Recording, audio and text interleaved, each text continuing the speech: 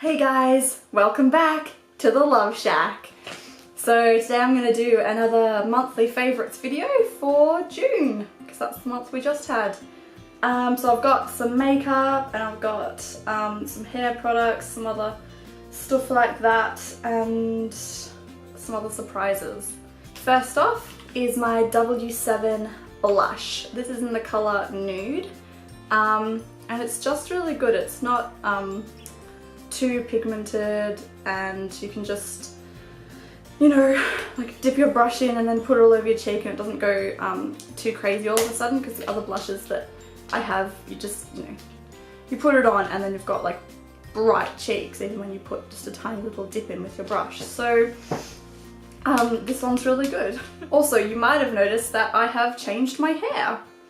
I went to Hair House Warehouse and I was just like, fix my hair. I have bleached it myself and it's not looking that great, so they fixed it up for me, which was really good. It took like 3 hours or 4 hours or something like that, so be prepared for that. If you're going in to get your colour fixed, it doesn't take like 1 or 2 hours, you'll be there for 3 or 4. I will show you my new bath body wash. So you might have seen this before. I got it from Mecca. It's called Rich and Famous Shower and Bath Body Wash, and the scent is Almond, Oats and Brown Sugar scent. So I'm liking the scent of that at the moment, and I think it is efficiently cleaning me, so that's all you could ever really want in a body wash, I think. Okay, now I have just discovered, I'm a little bit late to the bandwagon on this one, but it is dry shampoo. How have I gone this long without knowing that there's such a thing as dry shampoo, where you can go and you can just spray it on your head and you feel like you don't have dirty hair for a day? Like, how did I not know that existed? Like, because I hate the feeling of having dirty hair. I hate it. But I don't want to wash my hair every single day because I know that it, you know, damages it and stuff, so I wash it every second day. But then you buy this stuff, you spray it on, and you don't have the dirty feeling every second day. I went 5 days without washing my hair because of this stuff. Now, I don't know what the good brands are of dry shampoo. I only got this Batiste one because there was about 50 different kinds in the supermarket, so I was like, well, you know, if Batiste is making like 1 million different flavours and 1 million different kinds, then it must be okay.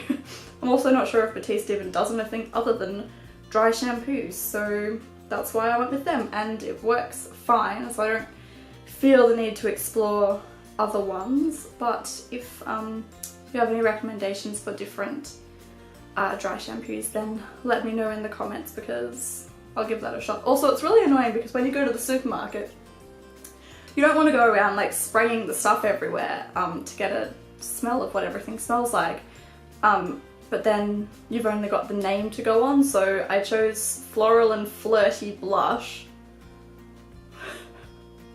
of all the flavours, I went with Floral and Flirty Blush. But yeah, so if you do use this and you know which scents are the best, please let me know. Obviously everyone's taste and scent is different, but still, let me know what you like the most, and maybe I'll give that a try next, because I can't really sniff it in the supermarket. Next, I want to share an old classic with a bit of a twist. So one of my favourite teas is Earl Grey tea, and we just found in the supermarket that Twinings is doing a new kind of Earl Grey. So it's still Earl Grey, but it's in like this really cool box. It's still got bags in there, but the bags are made of like this really, really soft, like silky material. And it's just a little bit more fancier than normal Earl Grey. I don't know, like it's got more... Let me read the box to you. Maybe that'll explain it better than I can. If tea is where you go for joy, comfort, conversation, or a little lift on a dreary day, why not go somewhere wonderful? Our master blenders astonish all with their deep knowledge and passion for tea. They travel far and wide, bringing back the delights of their experiences and adventures to the Twinings library, an ever-growing treasure trove of teas and ingredients. Inspired by the library, our master blenders have crafted this unique range filled with blends you know taking on a new depth and intensity, and new combinations thrilling your senses. Every blend has a story to tell, so just slide open the drawer, gaze at the large leaves through their silky pyramid-shaped bags, and go somewhere wonderful, on your own, or with a friend or two. I usually just go by myself, or with Max. Anyway, so yeah, this Earl Grey tea, if you like Earl Grey, try this one out. It's similar to normal Earl Grey, but just with a little bit of something special extra. So give it a try, maybe. The next thing I would like to talk about is the latest foundation I've been trying. It's in my monthly favourites, but I'm not sure if it is my like all-time favourite foundation or anything. But it is the NARS Sheer Glow, which you've probably heard of. What colour am I in? Mont Blanc I'm in. I kind of I like it. It's the first like expensive foundation I've ever gotten, so I went in and got colour matched and everything, which was fun. And I like it, so I don't dislike it. But it sort of like breaks up on my chin a little bit towards the end of the day, and I find that it doesn't work well with powders. Maybe it's just my powders it doesn't work with. But it does work very well for if I'm not doing a lot of stuff outside, and I just want something that looks really nice and natural but has full coverage. So it's like when I first put it on, it's like my favourite foundation. Like it looks the best out of anything that I've ever tried, but I feel like it doesn't last through the day as well as some of my other ones, and I don't know why, because it's my most expensive foundation. But it is in my favourite videos just because it does look better than anything else I've tried when I first put it on. So NARS Sheer Glow, mixed emotions, but you're still in my favourites, so good job you. Okay, so do you guys ever have trouble with washing your makeup brushes or makeup beauty blenders? Because I did. I used to have trouble with it. I used to use my hand soap and just sort of like, try and wash it out, and that wasn't really working for me. So now I've got this. This is the Ecto Tools makeup brush shampoo, and it's cheap. It's not expensive. You just get it from Kohl's or wherever. And it says that it removes more than 90% of makeup, and I think it does. Like when I cleaned my beauty blender, I was about to say my sponge. I guess it is a sponge. It's just I called it a sponge when I was at Mecca talking to a lady, and she was like, "You mean your beauty blender?" And I'm like, "Yeah, I mean my beauty blender, but it's still a sponge." So anyway, but when you're cleaning your beauty blender or brushes or whatever, it does, like, it still takes a while. It's not like this minimizes the time that you will spend washing stuff, because everything gets all soapy and you have to spend a while getting all the soap out. And but once you're done, 90% of the makeup will be removed. So this stuff's good. That was the Ecto Tools makeup shampoo. Okay, also this month I came across a bargain. I joined an app called Carousel, where you can get, you can buy makeup from other people, or you can buy like anything from other people, but I've just been looking at the makeup stuff because it's people who have, used a product a few times maybe, and then they want to sell it, and they're selling it for fairly cheap. So I managed to get my hands on the Hourglass Ambient Lighting Powder in Dim Light for only $30, and it's only been used a couple of times, which is awesome. And I am really loving this powder. That's what it looks like basically. Yeah, I'm just really loving it. It's because I haven't found a powder before this powder that doesn't just make my face look like too matte for me.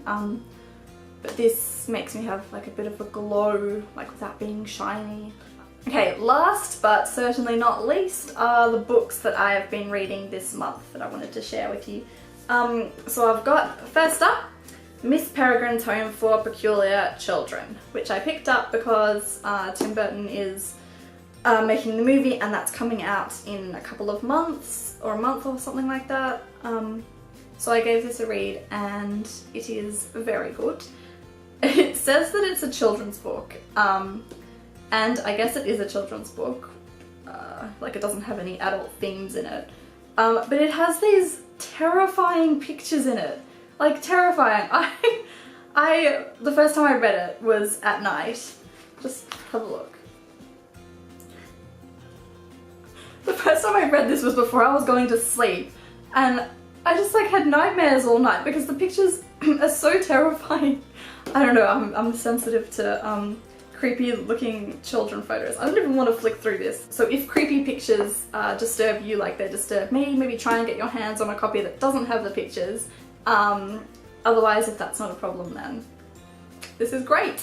It's just a cute little story. Go see the movie. If you like the movie, read the book. That's such a terrible thing to say. Oh, I take that back. Oh god. Read the book before the movie comes out, guys. It's a great book. Oh my god, I'm terrible. Watch the movie before the book. Oh. Shame. Shame. Shame. Sorry, I just watched Game of Thrones. Okay, and the other one is Girl Online, which is written by Zoella or Zoe Sugg, which if you're watching my YouTube video, you may have stumbled across her YouTube video as well, I don't know. But yeah, I just got this because I've been subscribed to her channel for like half a year now or so now, and I was like, you know, I'm gonna try reading her book. And it's not really the kind of thing that I would normally read because I usually go for like fantasy novels, epic fantasy kind of things. Like Harry Potter is my favourite book, so I usually try and go for things in that kind of field. But this is just a really cute love story about a girl who has panic attacks and things as well, so it's not just a love story. And I really liked it. I whizzed through it. I devoured it quite quickly, so that's really good. If you feel like, if you're into sort of teenage romancy type books, then this is definitely good. Or if you're wanting to try something a little bit different, then this is also good, because this is definitely not the kind of thing that I normally read, and I loved it, so recommend. Okay, that's everything I wanted to share for my monthly June favourites. I hope you enjoyed. If you have any suggestions of things that I might like after seeing the kind of things that I do like, then please recommend stuff to me and maybe I'll go buy them. Any recommendations for other videos you want us to make here at the Love Shack would also be fantastic to hear. Please like and subscribe, and I'll see you next time on the Love Shack.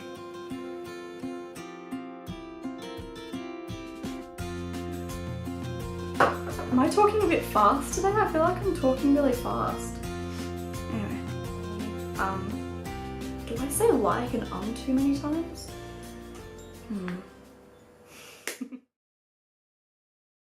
I'm feeling a little bit sick today, but I couldn't really open my Bella box without filming it for you guys.